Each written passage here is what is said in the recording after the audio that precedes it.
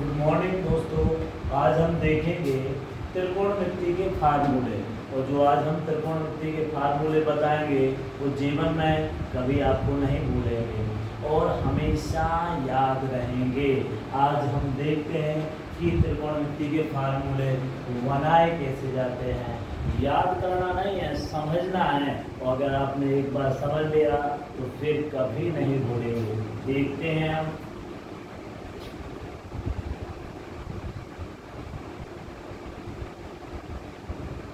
देखिए ये बना है एक समकोण त्रिभुज। ये समकोण त्रिभुज क्या होता है?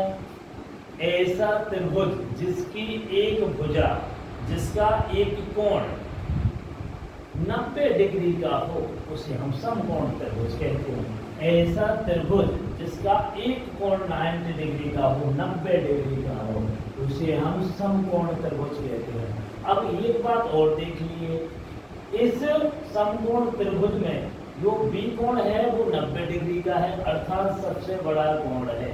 तो बड़े कोण के सामने की भुजा भी बड़ी होती है। तो जो सामने वाली भुजा है उसको हम बोलते हैं कर्ण।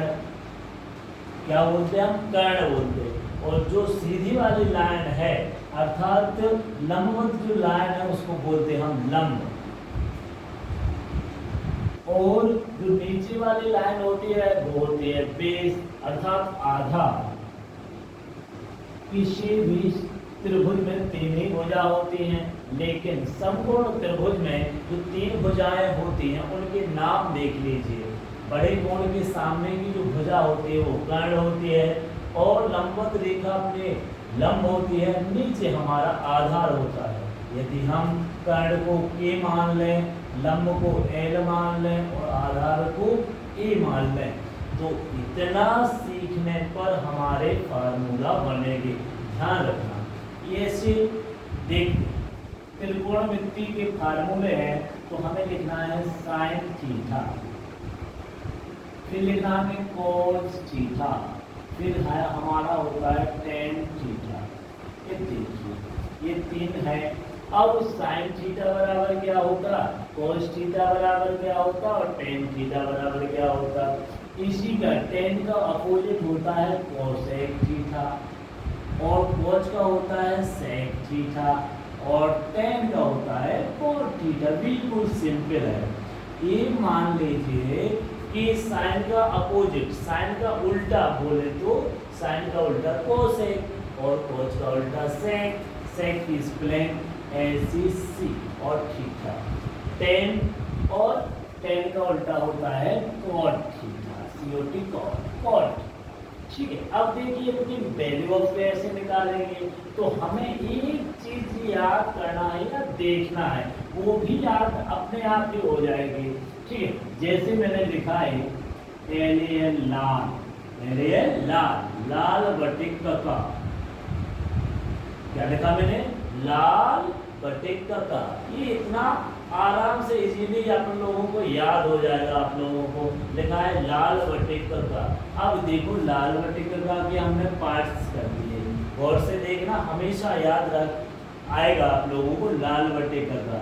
इसके हमने पार्ट्स कर दिए तो ये तीन खंड बन गए आपके 1 2 3। अब जो पहला खंड है जो आपका लाल बटिक का पहला खंड है, ये अपना साइन की वैल्यू होती है, माने एल बटे के। यहाँ लिख दिया मैंने एल बटे के। बिल्कुल सिंपल हो गया। माने साइन थीटा की वैल्यू कितनी हो गई आपकी? लंब बटे कर्ण। याद हो गया हमें। अगर ऐसे याद नहीं तो हमने लिखा लाल बटे का, हमेशा याद रहेगा। यानी पहली जो वैल्यू है वो साइन की, दूसरी वैल्यू कोस की और तीसरी वैल्यू टेन की रहेगी। तो सेकेंड वैल्यू आती है ए बटे के। ए का मतलब है आधार, के का मतलब कर्ण, तो आधार बटे कर्ण। लास्ट वाली आती है साइन कोस टेन। टेन की वैल्यू देखिए आप एल बटे ए, एल बटे ए अर्थात लंब बटे आधार आ गया। इतना इजीली तरीके से हम समझ गए। लाल बटे का लिखने से हमारे 3 सूत्र बन गए। अब देखिए उसी के सामने क्या है। साइन का हमने बताया उल्टा होता, अपोजिट, उल्टा। तो साइन का उल्टा कोसेक, तो जो नीचे है वो ऊपर पहुंच जाएगा, ऊपर का नीचे पहुंच जाएगा। या हम इसी को लिख सकते हैं जो लाल बटे कका था, अब ये इसकी मान निकालना तो कका बटे लाल कर दीजिए, कका बटे लाल। इसके भी हमने दो खंड कर लिए। अब जो पहली वाली मान है वो पहले वाले मान का हो जाएगा, तो एल के बटे एल, के बटे एल जो हमारा कोसेक का हो गया। सेकेंड राउंड में देखिए आप के बटे ए, तो यहाँ लिख दिया मैंने के बटे ए, और लास्ट में देखिए ए बटे एल, तो हमारा हो जाएगा ए बटे एल। जी कॉट की वैल्यू निकाल आई। देखिए बिल्कुल इजीली तरीके से हमने जी साइन कोसेक और कोसेक सेक टेन के सूत्र निकाल लिए इजीली। फिर से देखते हैं हम साइन का कोस का टेन का। अब साइन का कोस का टेन निकालेंगे कैसे, तो हमें कुछ भी नहीं सीखना है, इतनी सी बात सीखनी है कि लाल बटे कका, लाल बटे कका। तुरंत मैंने पार्ट्स किए, पहली वैल्यू साइन की, दूसरी वैल्यू कोस की और तीसरी वैल्यू टेन की।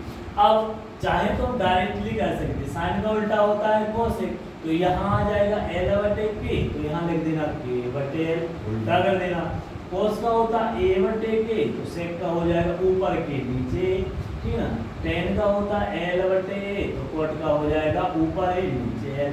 देखिए बिल्कुल सिंपल तरीके से आपको हमेशा याद रहेगा, ये मेरी 100% गारंटी है। देखिए